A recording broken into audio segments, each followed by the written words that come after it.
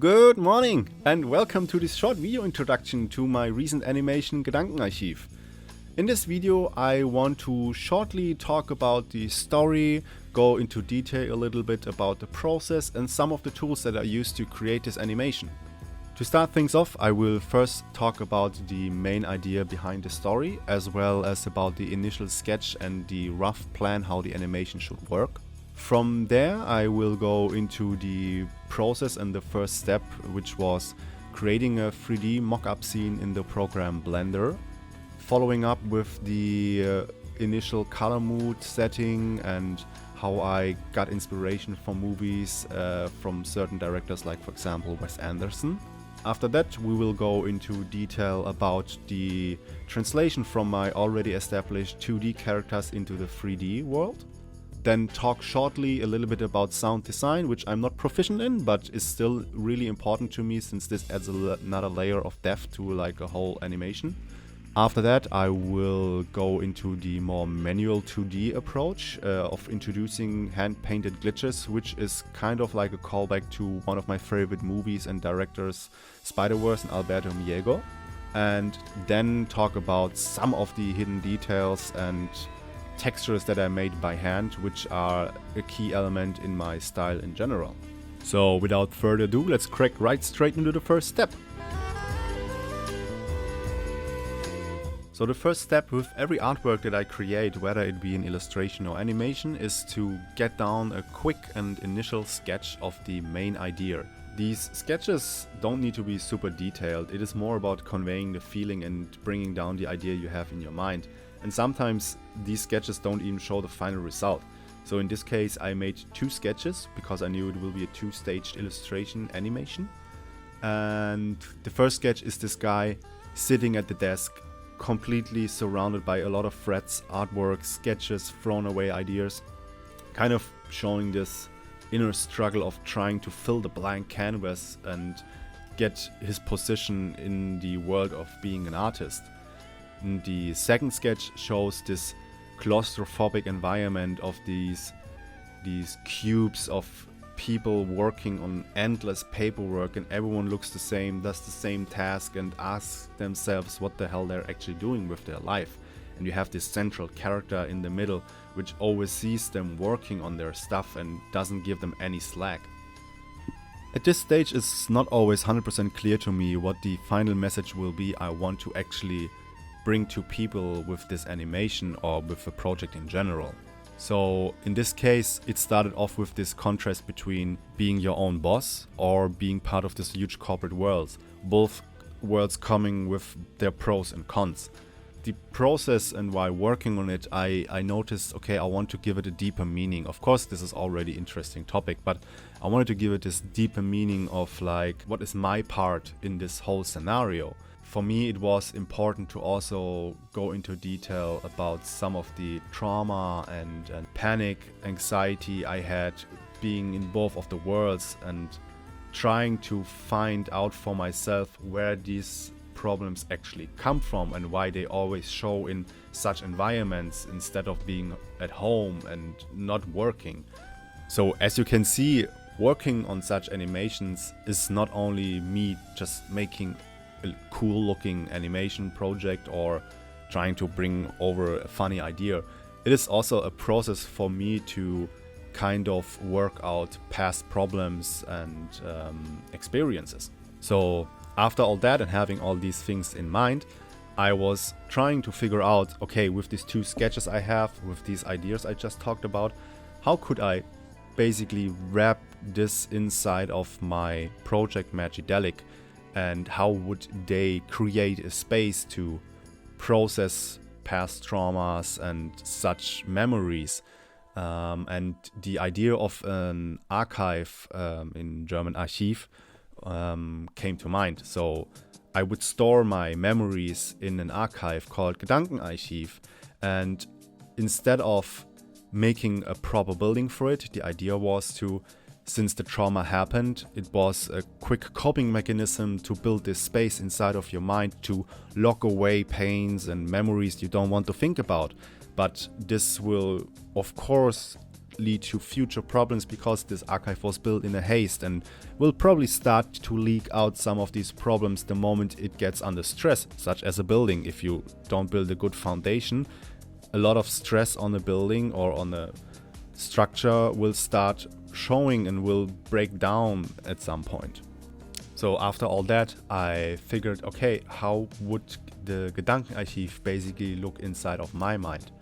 What past trauma or experiences would I try to lock away in a haste, and what would be the result of this action? So in my case, it would be important to show the past trauma of the suicide of my father and how this experience basically shaped the whole path onto being an artist today, and how it influenced some of the actions I took during my life so far. There are a lot of different parts in this animation where you can basically see how I try to process this experience. Some of them more obvious, some of them not so much. You will only understand basically if I would give you a recap of my whole life, which is not the idea behind doing such a project. But the most obvious one, of course, is the first room. There is basically a small shrine with a picture of my father on this small pedestal. And it shows a little bit of chaos around it, some artworks, and some of these artworks show anxiety problems that got caused from this trauma I experienced and all the aftermath from that. How one can interpret this whole scenario or the whole setup is up to every person themselves. I already heard different approaches, how people saw and what they thought of it.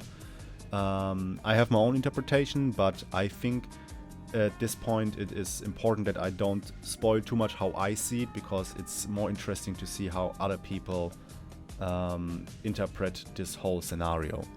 In the end, I don't want to be the person that basically lays out the whole story to someone, because what I learned in the past from being an artist and concept artist also for games is give people maybe like 50 to 70% of the story and leave the rest open for interpretation. So it is still interesting for people to kind of look at it and maybe think about it in the future.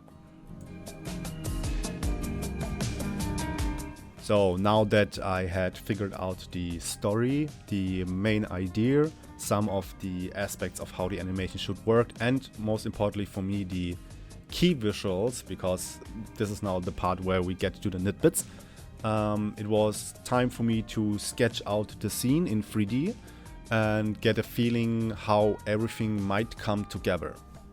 For 3D tools, I like to use Blender mainly because it's for free, and there's a lot of resources out there on how to use it, how to do certain effects.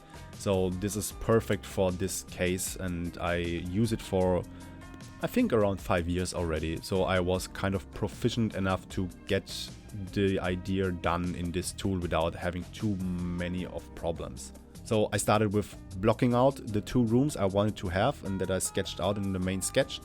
And from there I started to get a feel, okay, maybe I need to extend some of the parts that I sketched initially, maybe make the room a little bit larger in scale, make different elevations, and also started creating some of the first assets, some of the props that are in it, like chairs and desks, because I wanted to get a feel for the general aesthetic, which is kind of like a magical art deco style. What I also try always to nail down with animations really quickly is the general camera movement, and this most likely won't change too much till the end. So in this case, I knew I want to have a fisheye perspective, which gives this kind of claustrophobic feeling, and also want to have a linear camera movement through the 2 rooms I created. Usually, after that is all done, I close the 3D tool and start going for the hunt and search of references. Usually I use Pinterest for that, because I have a well-curated platform there where I already have some ideas that I collected over the past years, but also can quickly find new visuals that help me to kind of get my head wrapped around the style I want to aim for. This step is really important to me and I need to do it because on a fun side note, I have a little bit of this thing called aphantasia. I have a big struggle trying to get the image in my head visualized. So usually when I try to imagine a scene or like illustration, picture, whatever, it's like trying to push through fog and noise. Like I can't. The best example is try to imagine an apple, how it looks, how it turns in a 3D space. I can't do that. For me, usually it's just noise. And for that, I work a lot with so-called mood boards, where I collect a ton of references and visuals from where on I can basically start stitching together the thought and feeling I have in my head as something you can look at in the end. Which kind of brings us to the next step, which is establishing the mood, lighting, and the general aesthetic of the animation. So I already had some rough idea what kind of reference I want to look out for. I really like the aesthetics of Spider-Verse from Alberto Miego, but also a lot of the stuff that Wes Anderson does in his movies. So I went onto a hunt to find some screenshots from it, to kinda get some base feeling. Okay, I want to go there in this direction. So what do I need to kinda learn and understand from these screen caps that I can then apply to my own style and own visuals? So in the end, I try to understand and learn from Wes Anderson how he uses narrow down color schemes to portray certain emotions and pushes them into the whole narrative of the story. So if you, for example, use cold tones like greenish, bluish colors, it usually underlines feelings of sadness, loneliness, for example.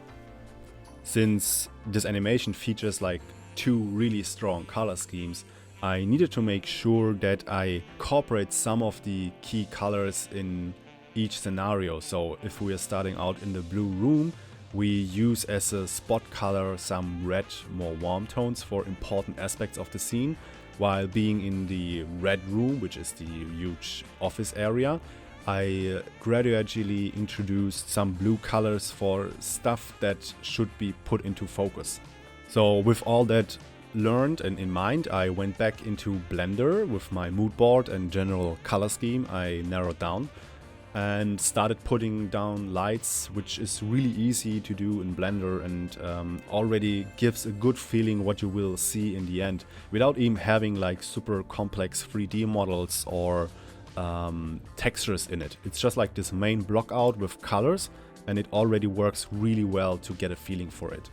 Everything from here on, even if it will sound insane, is basically just getting it finished and looking good. Because for me, all this stuff I talked about before now is 90% of the work. Really trying to narrow down the idea and the feeling. And from now on, it's just the question of how much time do I want to invest to make it look in a certain way, or push my style into it, or how much detail I want to put down. Funnily enough, I guess all the stuff I did so far is also probably the quickest part of the whole process of the creation. Narrowing down the idea and all this color mood and feeling stuff maybe took like 2 to 3 weeks max, I would say.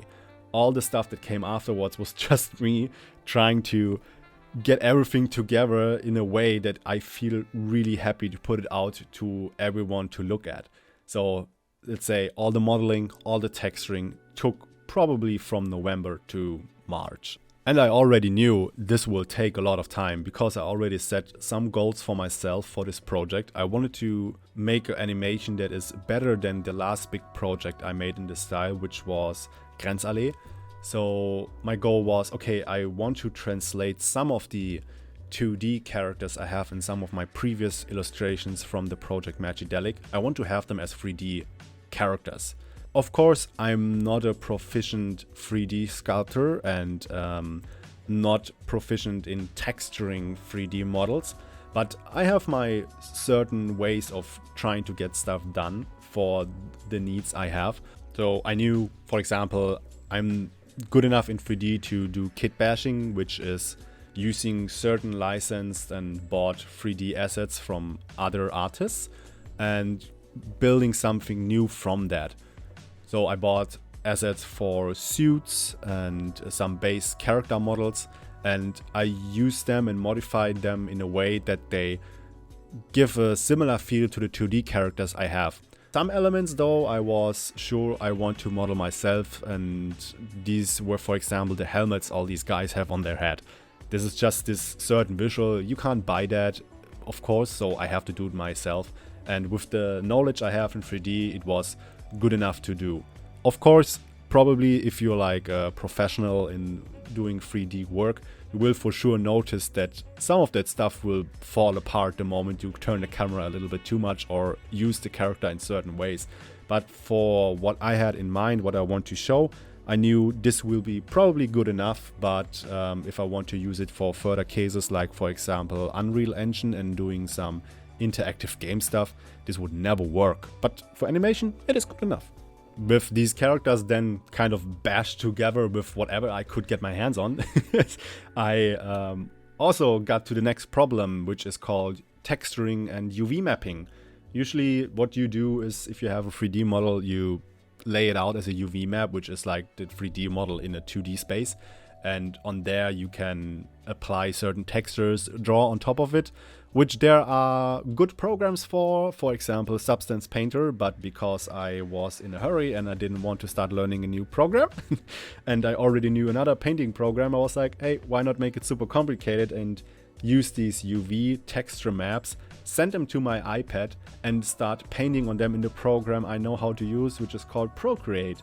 And this of course leads to certain problems in the whole process and look, so you won't be able to nail down perfect placed textures, so you will always have some accidents and some errors in there, which is good for me because this is the whole style I like in general, like having glitches and weird textures in general. So for that case it worked for me. But this is also probably why this process most likely took the longest. Having the 3D assets and then just trying to get some texture on it takes a lot of time, especially if you do it as cumbersome as I did it. So if you now repeat and rinse this process for every single asset that I created for this scene and also try to place in this scene, you can imagine this takes a lot of time. So I don't really wrote down how long it took, but I would assume just like making all the models, placing them into the right spot and texturing them took at least 1.5 months for me, just because I'm also kind of slow in this process, but I also enjoy it in every few seconds I put into it. But to shortly narrow down what I try to do with the textures is that I don't use any photorealistic assets like photography of grounds or whatever to use it for the ground texture. I wanted to paint everything by hand, which is super useful when you try to translate the 2D style you have into the 3D space, which is, I guess for most people, always a huge struggle in today's time. And for me, I could say I noticed it works great with the style I have. And it was also a good occasion to generate some extra illustrations on the side while working on this big long-term project. Because I had some picture frames modeled and I wanted to fill them with something, so I created some additional illustrations. With all the 3D shenanigans finally finished after months of work, I came to the point where I now had to kind of get this thing into an animation video format, right? So I quickly realized, sadly though, that the devices I use at home are not strong enough and good enough to get this thing done in a reasonable amount of time. So the first rough estimate for like a 4K rendering of this animation was 60 to 80 hours and started spiking even further. So with the help of some 3D artist friends, I learned to use so-called render farms that really reduce the amount of stress and amount of time you need to get this into a video format. And I think it went down from, with the render farm, it only took like 3 hours, and I had a way more high quality video that I could ever have rendered on my computer at home. So I was really happy about that, and I will for sure use that in the future. The last step for me to kind of make sure, okay, this is really my 2D style translated into 3D, is to take out individual frames of the animation, like usually it's about 1 to 3 frames of certain parts, and overpaint them. So I take the rendered image and go in there and paint some stuff in there like lines, text, and these frames, if you put them back into the animation, they will be not even seen for a second, but they help a lot of pushing that 2D feel that I like a lot from the earlier reference I put down on my mood board from Alberto Miego with Spider-Verse. It has this comic-esque feel that you can translate really well like this into the 3D space. And what I also do with that is hiding messages, stuff that I have on my mind that I don't want to illustrate. I put them down as words and text in there. And it also helps a lot to pull out the viewer out of this perfect loop and 3D world and kind of like stop them for a second and make them think again what they're actually looking at. With some additional color grading and post special effects, just really slight small stuff, like for example this blurry vision that happens from time to time. The whole animation part is done. The only step that comes now is the sound design. So I'm not a proficient sound designer, and I will most likely never be someone that can compose his own music. So again, I kind of walk back and use the tool of buying assets and trying to modify them in a way that I can use them for my cause. And I bought a really nice tune, which is the main music you hear during this animation from Audio Jungle, and changed a little bit of the frequency so it sounds more like you're underwater. Then I looked up for some sounds of office spaces, but I also found this really funny, weird recording from the 60s from Germany where there's a radio announcer talking about a ABC alarm and a radioactive fallout alarm, and kind of gives tips what you should do. Like it's some recording from the 60s from the radio, I think. And Achtung, Achtung, der Luftschutzwarndienst gibt bekannt. ABC-Alarm für Schleswig-Holstein. Suchen Sie sofort einen Schutzraum, einen Keller oder eine behelfsmäßige Deckung auf. Ich wiederhole. I put that in a way with low frequencies and some echo style into the background. So you have this always in the back of your mind, but you don't really realize it's there. The only part you really hear is at the end of the animation where the guy says, ich wiederhole, which means I repeat, which is perfect because at this point the animation starts repeating.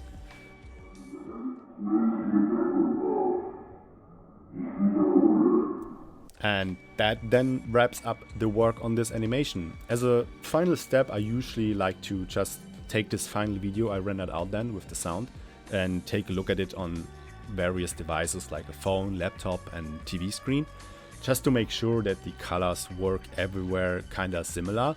Of course, you can't guarantee that it will look perfect everywhere, but at least you want to make sure that people that watch this animation will have a nice experience. And this also then wraps up this video, where I try to give you insight about the tools I used and a little bit about the story. I could go way more into detail, but as mentioned before, I don't want to lay out everything for the watcher and viewer because I want to keep it open for interpretation, and I love to hear what people think about this project. So I'm happy I could take you along this ride and journey, and hope to hear you soon again. Bye!